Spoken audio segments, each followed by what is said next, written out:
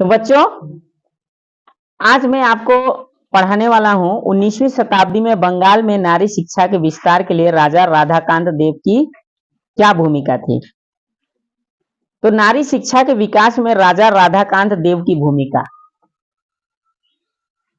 ऐसे राजा राधाकांत देव बंगाल के प्रमुख विद्वान एवं कलकत्ता कंजर्वेटिव हिंदू सोसाइटी के प्रमुख नेता थे। आप लोगों के पास पेंसिल होगा, उस पेंसिल से उसको अंडरलाइन करिएगा कि राधाकांत देव कौन थे। पहला सवाल है कि राधाकांत देव कौन थे। जब आप इस प्रश्न का उत्तर लिखिएगा, ऐसे तो आपको सवाल है कि राधाकांत देव का नारी शिक्षा के विस्तार में क्या भूमिका है ना, ठीक, ये पूछा गया है।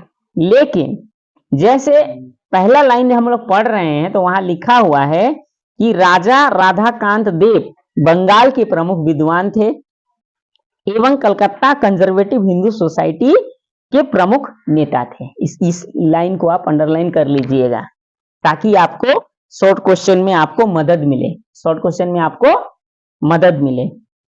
ठीक है।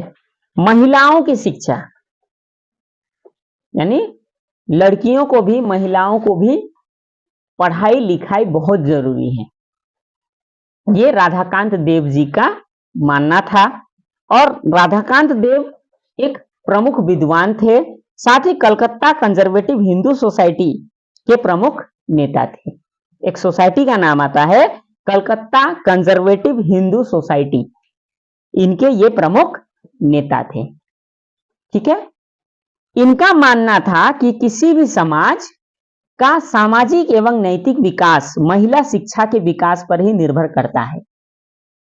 वो बोल रहे हैं कि महिलाओं को भी पढ़ना लिखना बहुत जरूरी है, लेकिन सिर्फ कहने से तो नहीं होगा, अपना तर्क भी देना पड़ेगा। ठीक है। सिर्फ कहने से तो नहीं होगा ना कि महिलाओं को पढ़ाना लिखना जरूरी है, लड़कियों को पढ़ाना लिखना जरूरी है।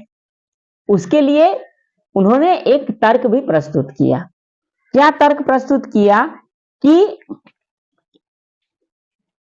समाज में अगर सामाजिक और नैतिक विकास अगर समाज का करना है तो क्या करना पड़ेगा कि महिलाओं को शिक्षा देना जरूरी है। महिलाओं को शिक्षा देना जरूरी है ना। सामाजिक विकास, समाज में अगर महिला पढ़ी लिखी होगी, है ना, समझदार होगी, है ना, तो अगर महिला पढ़ी लिखी होगी और समझदार होगी तो अपने बातों द्वारा समाज में कुछ परिवर्तन भी वो ला सकेगी, समाज में वो परिवर्तन भी ला सकेगी।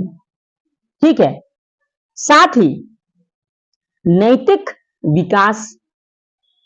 विकास जैसे अगर समाज है ना, हमारा घर है, समाज है, हमारा घर है, अगर महिला लड़की पढ़ी लिखी है तो क्या होगा कि वो अपने बच्चे को भी पढ़ाएगी, अपने बच्चे को भी वो पढ़ाएगी।